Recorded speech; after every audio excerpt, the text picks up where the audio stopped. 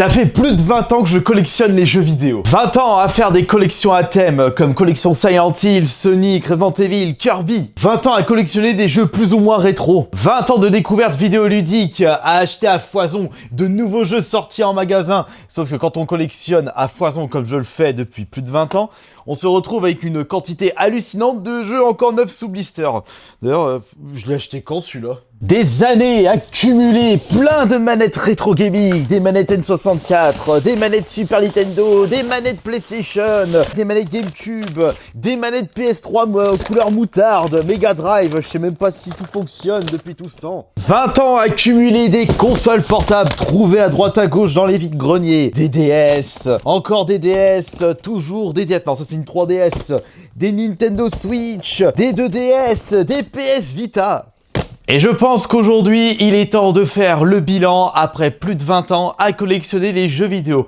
Où est-ce que j'en suis? Et surtout, est-ce que j'ai envie de continuer cette collection qui me prend toujours autant de place et auquel je prends de moins en moins de plaisir avec le temps? Parce que je me suis lancé depuis quelques années sur une nouvelle collection. Et pas les jeux vidéo.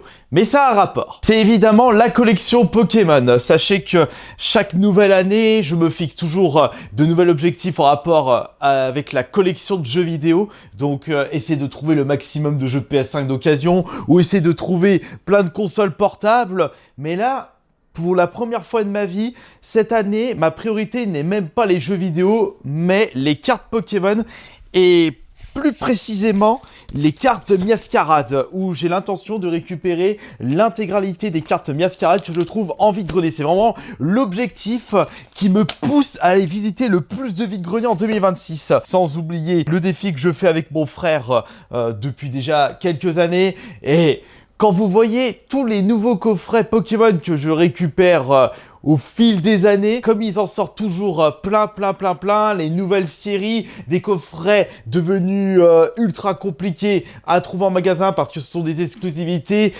Vous savez, rien que le fait de vous parler de collection Pokémon, ça me motive à mort. Je suis super enthousiaste et je me sens épanoui dans cette nouvelle chasse au trésor. Donc ça signifie peut-être que la collection de jeux vidéo s'est terminée en 2026. Pas vraiment, mais on n'en est pas loin. Mais déjà, j'aimerais vous montrer à quoi je ressemblais il y a 20 ans quand j'avais débuté la collection de jeux vidéo avec mon frère jumeau. Il faut savoir que de base, la collection de jeux vidéo dans ma vie, c'était avant tout un projet en commun avec mon frère jumeau. On était deux propriétaires pour une seule collection. Et c'était il y a plus de 20 ans, à l'époque où on habitait encore chez nos parents. Donc on faisait chambre commune et on avait une seule collection pour nous deux. C'est-à-dire que tous les jeux qu'on avait, on les possédait en duo et on les achetait tous les deux avec un budget commun. Faut dire qu'à cette époque-là, on n'avait pas de métier, on vivait de façon très simple, on recevait des nouveaux jeux à Noël, on les achetait avec l'argent reçu pendant les anniversaires, et comme on n'avait pas beaucoup de budget, on mettait assez d'argent chacun de notre côté pour récupérer les jeux que l'on souhaitait.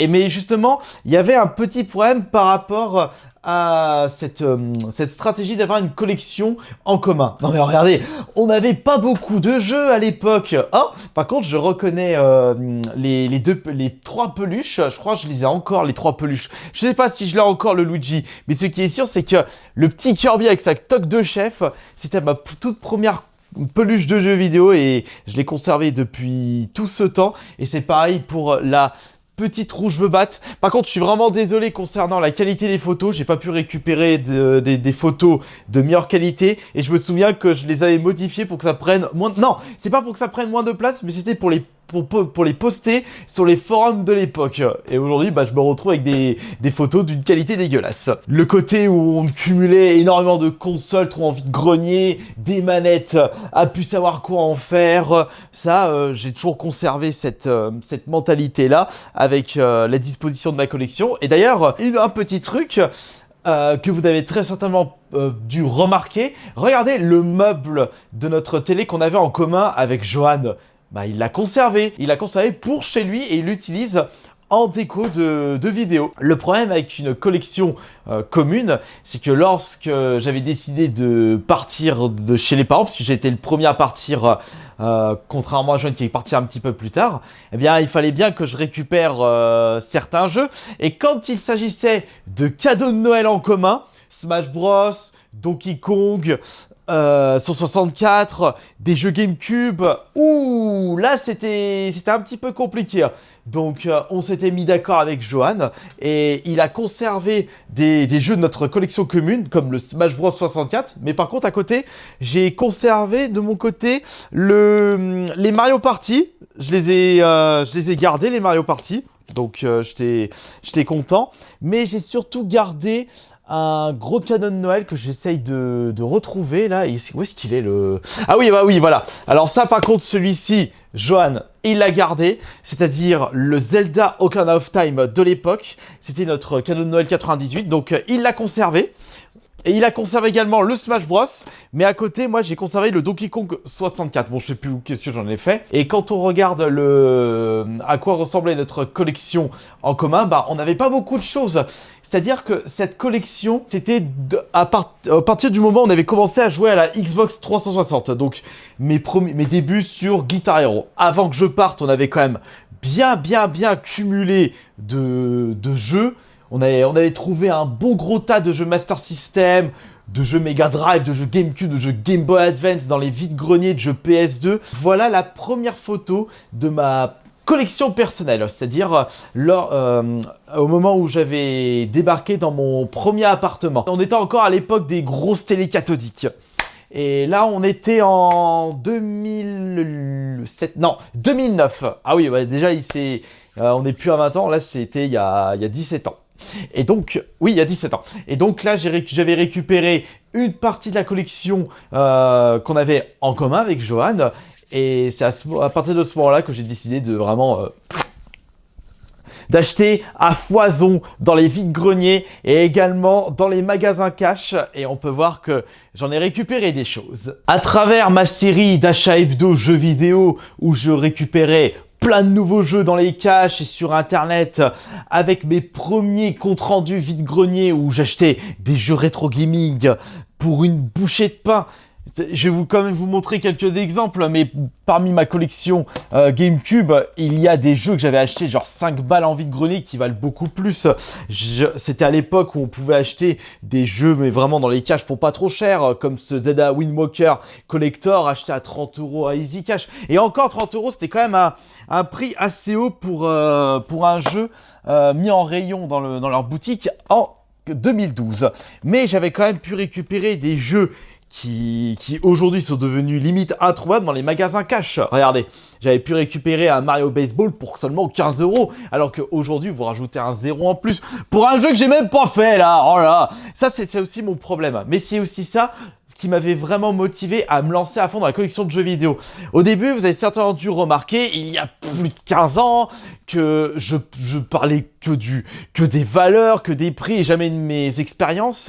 Mais il faut pas oublier que c'est grâce à ça qui m'a permis de me motiver et découvrir des nouveaux jeux. En recherchant des jeux pas chers, j'ai pu cumuler énormément de jeux et ensuite découvrir des pépites que je ne pensais pas découvrir un jour à l'époque où ils étaient sortis au prix classique en magasin. Vous savez quel a été mon premier jeu vidéo acheté dans les magasins Nose, dans les magasins type déstockage? Bon, il y avait le collector de Hero 6, mais je le compte pas parce que c'est un collector, mais pour des jeux vidéo classiques, c'est-à-dire des jeux bradés à 5 € comme si ils étaient disponibles en solde, eh bien mon premier jeu était un jeu Xbox 360 et j'adore vous parler de cette anecdote puisque ça représente beaucoup pour moi. J'avais pu découvrir grâce à un déstockage, la série Tropico, avec le cadre que j'avais payé 5 ou 4 balles au Nose à côté de Bourgoin-Jallieu, enfin entre Bourgoin et non, pas la Griffe, je crois que ça s'appelle, enfin, la zone à l'extérieur de Bourgoin, à côté de Butte.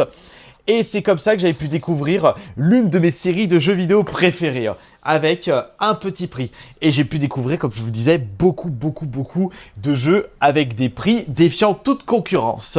Mais aujourd'hui, où est-ce que j'en suis là dans la collection? Parce que ça fait déjà depuis quelques années que je n'ai plus vraiment de plaisir à acheter des jeux vidéo. Bah, comme vous avez pu le remarquer, par rapport à mes propos précédents, bah, je vous ai donné un élément de réponse. C'est parce que trouver des jeux vidéo pas chers, que ce soit sur internet, dans les boutiques et dans les vides-greniers, c'est devenu mission impossible. Et de ce fait, ma principale source de motivation pour rechercher des jeux vidéo, bah, elle est un petit peu tombée dans l'eau. Ce n'est plus une surprise, mais trouver des jeux rétro gaming pas chers en vide-grenier, c'est devenu limite impossible depuis déjà plus de 10 ans. Et trouver des jeux sortis sur des consoles récentes pour pas trop cher, là aussi c'est devenu compliqué à cause de la concurrence et aussi du fait que les gens sont de plus en plus au courant des prix de leur objet. Et également le fait que les gens préfèrent vendre sur internet plutôt que dans les vides-greniers. On va dire que maintenant, enfin c'est un phénomène que je me suis rendu compte depuis déjà depuis quelques années. Les gens vendent en vide-grenier ce qu'ils n'arrivent pas à vendre sur internet. Donc ils vendent la merdasse qu'ils n'arrivent pas à vendre sur internet. Donc, et de ce fait, bah, on se retrouve... Non, mais même, j'allais vous dire un truc, mais même ça, c'est devenu limite impossible d'en trouver. Il y a 5-10 ans en arrière, on se plaignait parce qu'on ne voyait que des FIFA en vide-grenier. Mais aujourd'hui, même les FIFA, on ne les voit plus. C'est devenu... je sais pas comment ça va se passer pour 2026, mais ça va être très très compliqué, ne serait-ce de voir un FIFA sur PS5. C'est un truc de fou, je ne pensais pas dire ça un jour. Et du coup, depuis quelques années, je n'arrive plus à trouver des nouvelles pépites pour ma collection, côté rétro gaming et même côté récent. Les collectors, j'en trouve pas, de toute façon, j'ai pas la place. Et d'ailleurs, ça aussi, c'est un autre problème. Avec le temps, bah, j'ai dû à chaque fois me débarrasser de jeux de ma collection pour libérer de la place et ainsi accueillir de nouveaux jeux, de nouvelles consoles en boîte, de nouvelles pépites. Mais même ça me transcende plus, j'ai plus de plaisir. J'avais un objectif l'année dernière que j'ai même pas appliqué. C'était de récupérer l'intégralité des jeux GTA. L'année dernière, j'avais récupéré ce fameux GTA sur Game Boy Color. Donc un GTA en boîte, c'était le premier de la Game Boy Color. Franchement, une très très belle pièce. J'avais mis quand même un sacré billet pour le récupérer. Mais... c'est le seul GTA auquel j'ai mis beaucoup d'argent. J'en avais récupéré d'autres par moment. Mais même ça, du coup, je les avais achetés pour faire une petite vidéo et basta, je suis déjà passé à autre chose. Je pense que ça se ressent le fait que je n'ai plus vraiment autant de plaisir à collectionner les jeux vidéo et je me demande même si ce n'est pas la fin pour moi. Bah finalement, pas tant que ça, parce que j'ai toujours du plaisir... attendez, je vais m'arrêter là. Enfin, je vais pas arrêter la vidéo, mais je vais pas continuer les paroles que je vais vous citer parce que, oh, regardez. Faut juste que j'aille récupérer l'objet en question. Ah, le voilà. Enfin, ouais, mais même ça, là. Oh, mais, oh, pauvre Steam Deck. Depuis plusieurs mois, la console auquel j'ai le plus de plaisir à utiliser, c'est ça. C'est le Steam Deck. Là, c'est la version OLED. J'ai pu découvrir de magnifiques jeux indés et ce sont les jeux indés qui me procurent beaucoup de plaisir en ce moment. Il y a quelques AAA, mais ce sont des AAA qui font partie des séries de mon enfance. Resident Evil, Silent Hill et puis d'autres aussi. Mais il n'y a pas que ça. Mais ce que je veux dire, c'est que le Steam Deck, c'est quoi? C'est une console avec des jeux en dématériel et pas des jeux en boîte. Et collectionner des jeux dématériel, c'est peanuts, ça vaut rien du tout. Néanmoins, je fais quand même l'effort de récupérer des versions boîte de jeux indés auxquels j'ai passé de super moments. Je vais quand même vous montrer quelques exemples. Il y a Prodeus que j'avais pu faire en version dématérielle et j'avais acheté la version boîte pour soutenir la compagnie. Ah si, j'ai quand même découvert des beaux petits jeux sortis en boîte, comme par exemple Chronos, qui est l'un de mes jeux coup de cœur 2025. J'ai pu faire récemment le Metal Slug Tactique. J'avais acheté un Micromania. Bon, je suis passé juste 5-6 heures, mais c'était quand même assez rigolo de le faire. Balatron, j'ai passé de bons moments dessus. Mais aujourd'hui, même si je suis un collectionneur de jeux vidéo dans l'âme, je n'ai pas de remords à découvrir des jeux en version dématérielle. Bon, par contre, quand il s'agit de AAA, je préfère largement acheter la version boîte, mais si on me donne ce choix, si le jeu est au même prix version boîte et version dématérielle, je préfère l'acheter en version boîte et le jouer sur la PS5.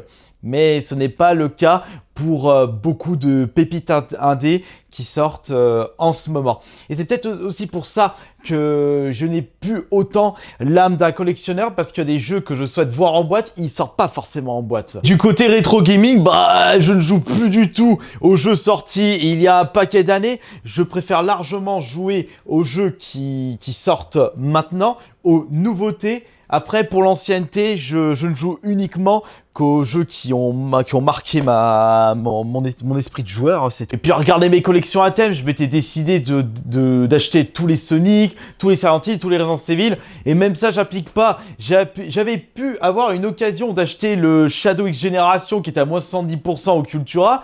Ça faisait 18 € le jeu, je l'ai même pas acheté. Alors, Et puis il y a des Silent Hill, je m'en suis débarrassé parce que j'ai pas besoin d'avoir plusieurs fois le même jeu sous différentes versions. Mais de toute façon, mon esprit de collectionneur est toujours présent dans mon cœur. Mais il a été déplacé.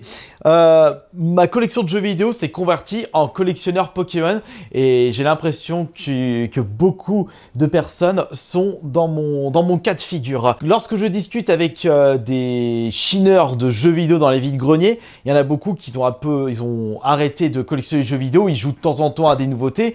Mais l'esprit de collection a été transféré dans l'univers Pokémon. Donc c'est pour ça aussi que du coup il y a moins cette magie de jouer, de collectionner des jeux vidéo. Et puis même, j'en parlais avec Johan, quand on a même plus cette magie quand on va dans des boutiques rétro gaming, ou quand on voit des stands remplis de jeux rétro. Je vois ça, je dis oh putain, elles sont où les cartes Pokémon? Parce que j'ai beaucoup plus de plaisir à chercher des cartes Pokémon maintenant.